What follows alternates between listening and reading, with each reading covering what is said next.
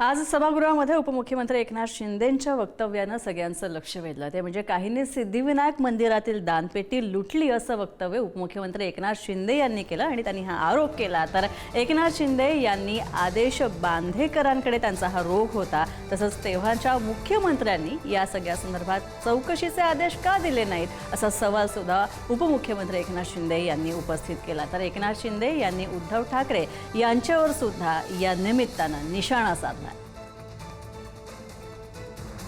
टीका करतायत त्यांच्या सहकाऱ्यांनी सिद्धिविनायकाच्या मंदिरामध्ये दानपेटी लुटण्याचं पाप केलं, तेव्हा चौकशीचे आदेश का दिले नाहीत? का दिले नाहीत? मी बोलतोय त्याच्यावर पुरावा म्हणून बोलतोय।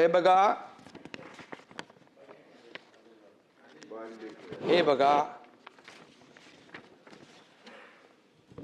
सिद्धिविनायक मंदिरात अनागोंदी कारभार आणि याच्यामध्ये म्हटलंय सिद्धिविनायकाला धोके आणि तिकडे खोके, ते मी नाव घेत नाही।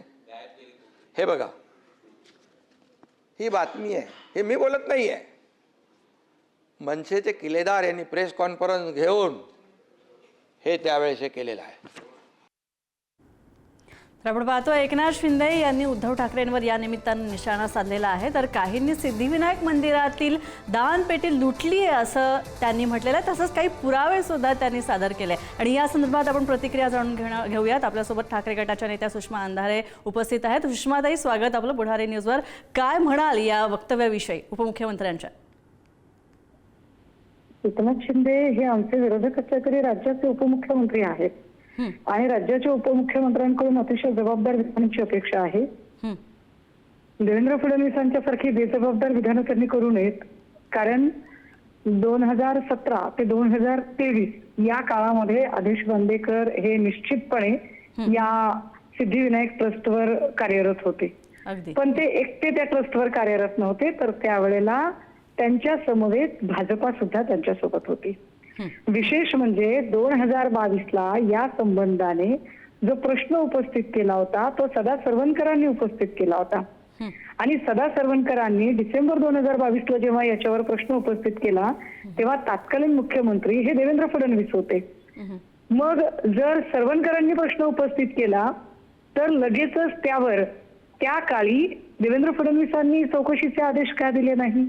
का त्याच्यावर चौकशी समिती बसवली नाही? अचानक तुम्हाला आत्ता का आठवलं की every action has a equal reaction या न्यायाने काल तुम्हाला राम मंदिराच्या संदर्भाने सभागृहामध्ये धारेवर धरलं, त्यामुळे आता काहीतरी मलमपट्टी करायची म्हणून हे सगळं बोलणं येतंय का?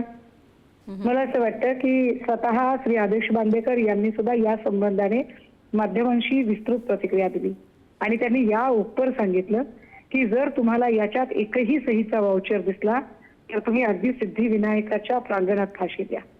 इतक्या पारदर्शकपणे जर बांदेकरांनी ही मांडणी केली असेल आणि विशेषतः सरवणकरांनी हा प्रश्न जेव्हा 22ला उपस्थित केला तेव्हा फडणवीसच या सगळ्या काळामध्ये मुख्यमंत्री असतील, तर आत्ता जो प्रश्न विचारला जातोय की चौकशीचे आदेश का दिले नाही, तर हाच प्रश्न मी पुन्हा विचारते की तत्कालीन मुख्यमंत्री देवेंद्र फडणवीस यांनी 2022ला चौकशीचे आदेश का दिले नाही?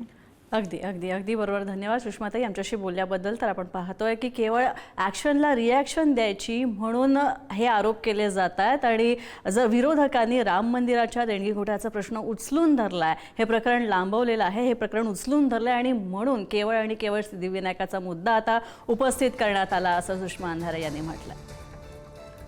पाहूया पुढची बातमी। दरम्यान सिद्धिविनायक मंदिरातील कथित घोटाळ्यासंदर्भात मनसेचे नगरसेवक यशवंत किल्लेदार यांनी प्रथम आरोप केले होते। राम मंदिरातील चोरी बाहेर आल्यावर सत्ताधाऱ्यांना सिद्धिविनायक मंदिरातील घोटाळा का आठवला असा सवाल यशवंत किल्लेदार यांनी विचारला। विनायकचा तत्कालीन जो घोटाळा होता त्याची मी त्यावेळेला पत्रकार परिषद घेऊन तो पोलखोल केला होता। माझ्याकडे कागदपत्र संबंधित सगळी कागदपत्र आणि ती कागदपत्र ती काही माझी नव्हती, ती न्यासाच्या कार्यालयात अजूनही आहेत। आता राम मंदिराचा जेव्हा घोटाळा बाहेर पडल्यानंतर तुम्हाला ही उदाहरणं आठवायला लागली का? आता तुम्ही 500 कोटी जेव्हा महानगरपालिकेच्या निधीतून सिद्धिविनायक मंदिराला देता, शिवशोभीकरणाच्या नावावर, असं कोणतं सुशोभीकरण तुम्ही करणार आहे त्या एवढ्याशा छोट्याशा आवारात 500 कोटीचं? ह्यात देखील भ्रष्टाचार आहे, मग याची देखील चौकशी होणं गरजेचं आहे.